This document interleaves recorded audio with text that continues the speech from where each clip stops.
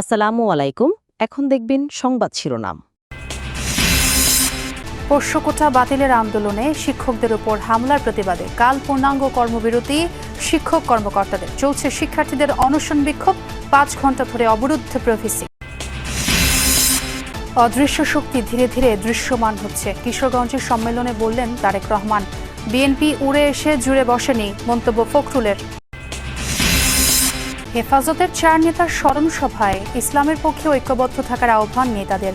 আলোচনার টেবিলের সব সমস্যার সমাধান চায় বিএনপি, বললেন সালাউদ্দিন। আসসালামু আলাইকুম। এতক্ষণ দেখছিলেন সংবাদ শিরোনাম, এখন দেখবেন বিস্তারিত।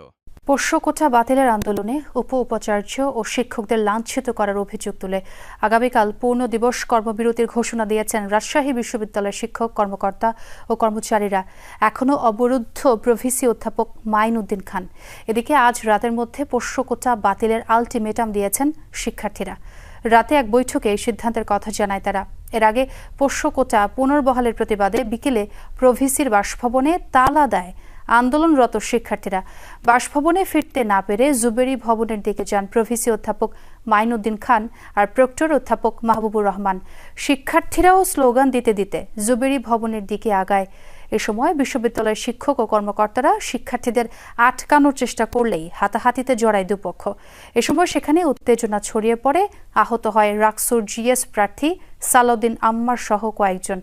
পরে জুবেরি ভবনে প্রভিসি সহ কয়েকজন প্রশাসনিক কর্মকর্তাকে অবরুদ্ধ করে আন্দোলনরতরা। এদিকে রাজশাহী বিশ্ববিদ্যালয়ে পোষ্যকোটা পুনর্বহালের প্রতিবাদে চলছে কয়েক শিক্ষার্থীর অনশন কর্মসূচিও। সবাই আমরা এক আছি, 25 তারিখে রাষ্ট্র নির্বাচন হবে এবং আজকে রাতের মধ্যেই পোষ্যকোটামূলক, অমূলক, অযাচিত এই কোটাটাকে বিলুপ্ত করতে হবে। জুবেরি ভবনের অবস্থান, প্রভিসি মহোদয় যে কক্ষে অবস্থান করছেন ওই কক্ষের বিদ্যুৎ সংযোগ এবং পানির লাইন বন্ধ করে দেওয়া হয়েছে। তারা সেখানে অশ্রাব্য ভাষায় গালিগালাজ করেছে, স্লোগান দিচ্ছে, যার ফলে ওই ভবনে একটা ভীতিকর পরিস্থিতি সৃষ্টি হয়েছে। দলীয় নেতাকর্মীদের কেউ যেন ব্যক্তি স্বার্থে বিএনপিকে ব্যবহার করতে না পারে সে বিষয়ে সতর্ক থাকার আহ্বান জানিয়েছেন দলের ভারপ্রাপ্ত চেয়ারম্যান তারেক রহমান। তিনি দলের যে কোনো সিদ্ধান্ত মেনে নেওয়ার আহ্বান জানান। অদৃশ্য শক্তি ধীরে ধীরে দৃশ্যমান হচ্ছে উল্লেখ করে সবাইকে সতর্ক থাকার পরামর্শ দেন তারেক রহমান। এর আগে মহাসচিব মির্জা ফখরুল ইসলাম আলমগীর বলেন, বিএনপি উড়ে এসে জুড়ে বসা দল নয়। অতীতে যারা গুম খুন করে বিএনপি ভাঙতে চেয়েছিল তারাই পালিয়ে গেছে। 9 বছর পর যেন প্রাণ ফিরেছে কিশোরগঞ্জ জেলা বিএনপিতে। বর্ণিল আয়োজনে বৃষ্টির বাগড়া, তবুও তৃণমূলের তুমুল আগ্রহের কাছে সব ছিল ম্লান। জাতীয় সঙ্গীত পরিবেশনের মাধ্যমে কাউন্সিল উদ্বোধন করেন বিএনপি মহাসচিব মির্জা ফখরুল ইসলাম আলমগীর। জেলার পুরাতন স্টেডিয়ামে 13টি উপজেলা ও 8টি পৌরসভার 21টি ইউনিটের 2090 জন কাউন্সিলর যোগ দেন অনুষ্ঠানে। কাউন্সিলে সভাপতি পদে 2 জন, সাধারণ সম্পাদক পদে 4 জন প্রতিদ্বন্দ্বিতা করেন। এ সময় বিএনপিকে নিয়ে জামায়াত ও এনসিপি নেতাদের সমালোচনায় ক্ষোভ প্রকাশ করেন মির্জা ফখরুল। বলেন, বিএনপি বিরুদ্ধে ষড়যন্ত্রকারীরাই নিশ্চিহ্ন হয়ে যাবে। অনেক ষড়যন্ত্র চলছে, মিথ্যা অপবাদ দেওয়া হচ্ছে, অপপ্রচার করা হচ্ছে বিএনপির বিরুদ্ধে। বিএনপি 47 বছর যা কিছু ভালো তা সব কিছু দিয়েছে এই বিএনপি বাংলাদেশ। প্রথম পর্বের সমাপনী বক্তব্য দিতে লন্ডন থেকে ভার্চুয়ালি যোগ দেন বিএনপির ভারপ্রাপ্ত চেয়ারম্যান তারেক রহমান। নেতাকর্মীদের ব্যক্তিগত পছন্দের ঊর্ধ্বে উঠে ধানের শীষের সমর্থক হওয়ার পরামর্শ দেন তিনি। ধানের শীষের পক্ষ থেকে যখন একটি সিদ্ধান্ত হয়ে যাবে, প্রিয় সহকর্মীবৃন্দ, আমাদের প্রত্যেকটি মানুষের দায়িত্ব হচ্ছে, যারা আমরা দেশনেত্রী খালেদা জিয়া, যারা আমরা শহীদ রাষ্ট্রপতি জিয়াউর রহমানের রাজনৈতিক আদর্শে বিশ্বাস করি, আমাদের প্রত্যেকের দায়িত্ব হবে সেই সিদ্ধান্তকে যে কোনো মূল্যে বাস্তবায়ন করা। তারেক রহমান বলেন, স্বৈরাচার পালালেও অদৃশ্য শক্তি মাথা চাড়া দিয়ে উঠছে। ঐক্যবদ্ধ থাকলে ফেব্রুয়ারিতে জনরায় বিএনপির পক্ষে আসবে।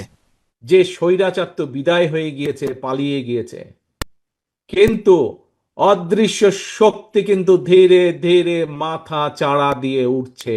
আমরা যদি আগামী ফেব্রুয়ারি মাস পর্যন্ত প্রত্যেকটি নেতা কর্মী এরকম ইস্পাতের মতন ঐক্যবদ্ধ থাকতে পারি, তাহলে আজ যেমন একটি সফল সম্মেলন অনুষ্ঠিত হলো, ইনশাল্লাহ আমরা একটি সফল জনরায় আমাদের পক্ষে আনতে সক্ষম হব। প্রিয় সহকর্মীবৃন্দ, দল ধর্ম নির্বিশেষে সবাইকে ঐক্যবদ্ধ থাকার আহ্বান জানিয়েছেন বিএনপির স্থায়ী কমিটির সদস্য সালাউদ্দিন আহমদ। বলেছেন, সব সমস্যার সমাধান হবে আলোচনা টেবিলে। জাতীয় জাদুঘরে হেফাজতে ইসলামের সাবেক 4 নেতার স্মরণে আয়োজিত অনুষ্ঠানে তিনি এসব কথা বলেন। এ সময় ইসলামের পক্ষে সবাইকে ঐক্যবদ্ধ থাকতে আহ্বান জানান বিভিন্ন রাজনৈতিক দলের নেতারা। হেফাজতের সাবেক নেতাদের অবদানকে স্মরণ করেন তারা। হেফাজতে ইসলামের সাবেক 4 নেতার স্মরণে জাতীয় কনফারেন্স। জাতীয় জাদুঘর মিলনায়তনে শাইখুল হাদিস পরিষদ আয়োজিত কনফারেন্সে অংশ নেয় বিভিন্ন ইসলামী দল ও বিএনপি এনসিপি সহ কয়েকটি রাজনৈতিক দলের প্রতিনিধি।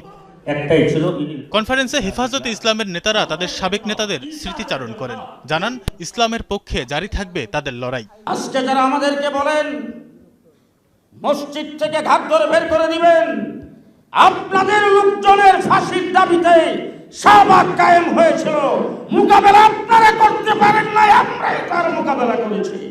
যে কেহ ইসলামের বিরুদ্ধে যাবে তাদের বিরুদ্ধে ওলামায়ে কেরামের জিহাদ চলবে ইনশাআল্লাহ। ওনারা আমাদের রাহাবর, ওনার আমরা কাবেরের নকশকদম ছিল।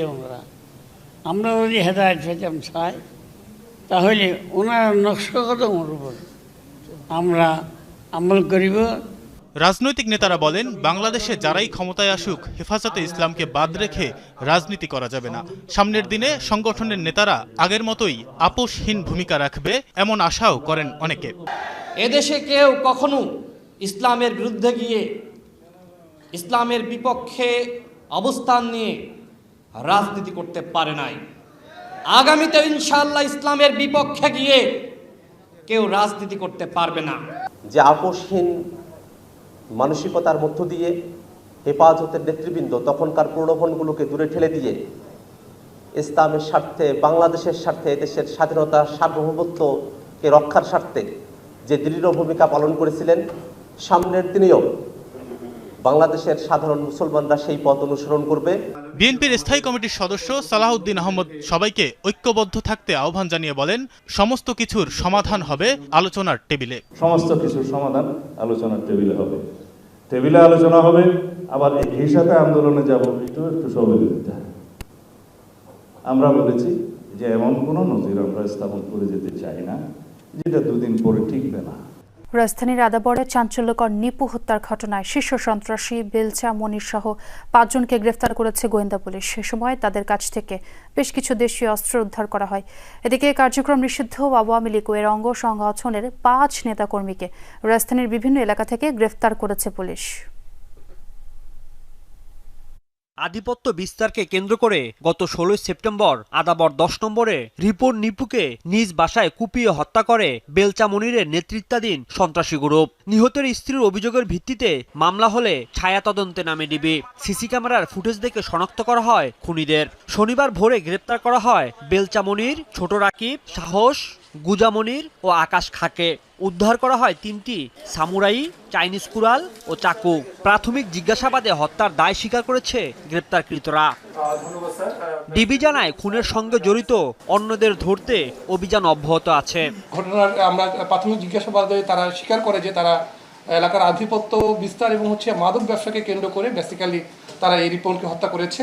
আমাদের কাছে স্বীকার করার পরে তারা আরেকটা জিনিস জানিয়েছে যে তারা বেসিক্যালি যে আমাদের এই আদাবরে বা এই মোহাম্মদপুরে যে কোনো ঘটনা ঘটিয়ে ফেলার পরেই তারা আমাদের পার্শ্ববর্তী যে ঢাকা এবং পার্শ্ববর্তী জেলাসমূহতে তাদের কিছু আশ্রয়স্থল আছে যেগুলো সেফ হাউস হিসেবে তারা ব্যবহার করে। এদিকে ঝটিকা মিছিলের প্রস্তুতিকালে কার্যক্রম নিষিদ্ধ আওয়ামী লীগ ও এর অঙ্গ সংগঠনের 5 নেতাকর্মীকে গ্রেপ্তার করেছে খিলগাঁও ও তেজগাঁও থানা পুলিশ।